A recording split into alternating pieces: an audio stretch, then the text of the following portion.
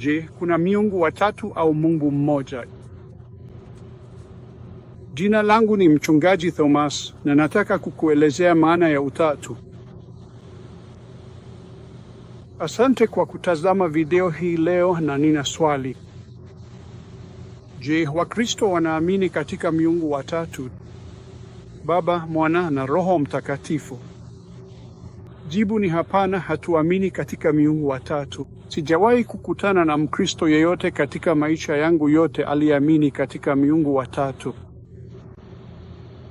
Biblia inafundisha kwamba kuna Mungu mmoja tu. Mungu mmoja muumbaji. Na nataka kuweka hilo wazi kabisa. Pia Mungu ni wa milele, yeye ni mwenye nguvu zote na anaweza kufanya lolote analotaka kulifanya. Na jambo lingine kuhusu Mungu ni kwamba hatutawahi kuelewa yote yanayopaswa kujulikana kuhusu Mungu. Haiwezekani. Kama unaelewa yote yanayopaswa kujulikana kuhusu Mungu, basi Mungu wako ni mdogo sana. Unjui Mungu wa kweli. Mungu wa kweli aliumba ulimwengu. Alimuumba mwanadamu kwa mfano wake na alikuumba wewe. Na kwa nini alifanya hivyo? Kwa sababu anataka umjue yeye binafsi. Mungu si kitu fulani huko juu mbinguni ambacho kipo tu. Katika dini nyingine wanaamini kwamba huwezi kamwe kumjua Mungu binafsi. Unachoweza kujua ni sheria yake tu. Basi hilo sio kusudi la maisha. Utapata kamwe amani katika maisha yako, furaha katika maisha yako, mpaka utakapomjua Mungu binafsi. Na mpaka utakapojua kwa hakika unakokwenda baada ya kufa, huwezi kuishi maisha ya amani hapa duniani. Basi wacha nieleze kuhusu Mungu katika nafsi tatu, kwa sababu Wakristo wameshutumiwa kuamini katika miungu watatu. Na tena hilo si kweli. Hatuamini hivyo. Wacha nitoe mfano kwa njia hii. Moja mara moja ni sawa na ngapi? Moja. Una moja ngapi? Tatu. Lakini una mara ngapi? Mara moja. Au njia nyingine ya kusema hivyo, moja ikigawanywa kwa moja ni sawa na ngapi? Moja. Kuna moja tatu, lakini kuna moja tu. Kwa hiyo una tatu, lakini kuna moja tu. Sasa dini ya Uislamu pia inafundisha kwamba kuna Mungu mmoja tu na wana jina lake wanaloliita Allah, na wanafundisha yale yale tunayofundisha sisi. Mungu ni wa milele. Hiyo inamaanisha hakuwa na mwanzo wala mwisho. Hivyo ndivyo Wakristo wanavyoamini kwamba Mungu muumba ni wa milele. Sasa kuna mambo kuhusu huyu Mungu muumba. Qur'an inafundisha kwa mfano kwamba Mungu ni wa milele na yeye ni roho wa milele. Naam, Wakristo wanafundisha kitu kile kile kwamba Mungu ni roho wa milele.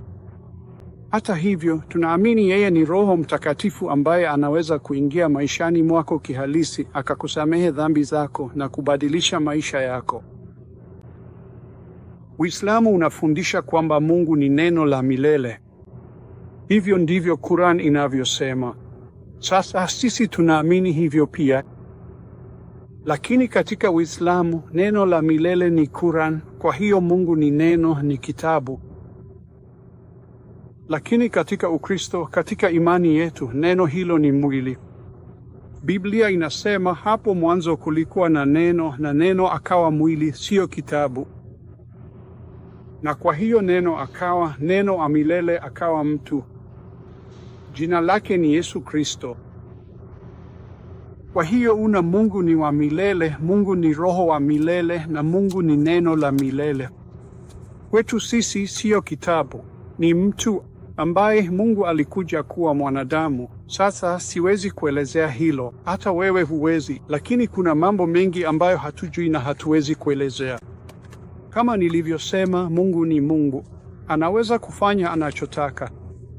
Sijui jinsi ng'ombe mweusi anavyoweza kula nyasi za kijani na kutoa maziwa meupe, lakini napenda maziwa. Sijui jinsi umeme unavyofanya kazi. Sijui chochote kuhusu hilo, na hakuna mtu mwingine yeyote duniani anayejua, lakini tunautumia. Kwa hiyo tunakubali mambo mengi ambayo hatuyaelewi. Na ningependa kushiriki nawe kuwa kusudi halisi la maisha yako ni kumjua Mungu muumba wa milele. Na ndiyo sababu Kristo alizaliwa kupitia Bikira Maria. Aliishi bila dhambi, hakuwa na baba, alikufa msalabani na kumwaga damu yake. Kwa nini? Hakutenda kosa lolote. Hiyo ndiyo sababu alikuja, kwa sababu Biblia inasema sote tumetenda dhambi, sote tumevunja sheria ya Mungu, na dhambi imetutenganisha na Mungu wa milele. Na kwa sababu hiyo Yesu alikuja. Na Biblia inasema kuna malipo pekee ya dhambi ni kifo kwa njia ya damu. Na Yesu alimwaga damu yake na kufa msalabani na kulipia dhambi zako. Niruhusu nishiriki jambo moja kwa upendo mkuu. Huwezi kulipia dhambi zako. Dini yako haiwezi kukufanyia hivyo. Padri wako hawezi, imamu wako hawezi, na mchungaji wako hawezi. Kusali kwa Maria hakuwezi. Kusali mara 5 kwa siku hakuwezi. Hakuna jambo lolote la kidini unaloweza kufanya ili kulipia dhambi zako, kwa sababu hata kama unaweza kuishi maisha mema, bado unayo mambo yote mabaya. Malipo ya dhambi zako ni kifo kwa damu, na Yesu amelipia dhambi zako kwa niaba yako. Kwa nini? Kwa sababu anakupenda na Mungu anataka uhusiano wa kibinafsi na wewe. Na Yesu anabisha hodi mlangoni mwa moyo wako. Wengi wenu mnasikiliza hivi sasa mnamhisi. Yeye anasema, ukiufungua mlango nitaingia. Na niruhusu nikuambie kinachotokea. Anapoingia atakusamehe dhambi zako. Biblia inasema Mungu hatakumbuka dhambi hizo tena. Umesamehewa. Alichukua dhambi zako katika mwili wake. Biblia inasema alichukua hatia ya dhambi zetu katika mwili wa Kristo msalabani. Alihukumiwa kwa niaba yetu. Aliteseka jehanamu kwa niaba yetu, na wewe huhitaji kwenda jehanamu. Kristo tayari ameshatumikia adhabu ya dhambi. Kwa hiyo unahitaji kufanya nini ili kumpokea Kristo maishani mwako? Tambua kwamba dini yako, matendo yako mema hayawezi kukuokoa. Unatembea katika njia isiyo sahihi ukiwa katika dhambi, na unataka kukabidhi hatamu za maisha yako kwa Muumba aliye hai, Mungu, Bwana Yesu Kristo, Mwokozi wetu.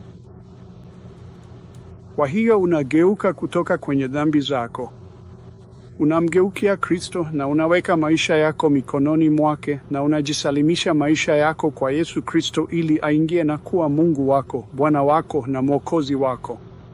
Unaweza kufanya hivyo sasa hivi. Huenda usielewe yote, lakini kwa imani unaweza kuomba na unaweza kuyatoa maisha yako kwa Kristo. Nitatuongoza katika sala. Sala haitakuokoa, lakini Yesu atakuokoa. Omba tu, Bwana Yesu, sasa hivi nataka kuyasalimisha maisha yangu kwako. Ingia ndani ya moyo wangu na uwe Bwana wa maisha yangu na Mwokozi wangu.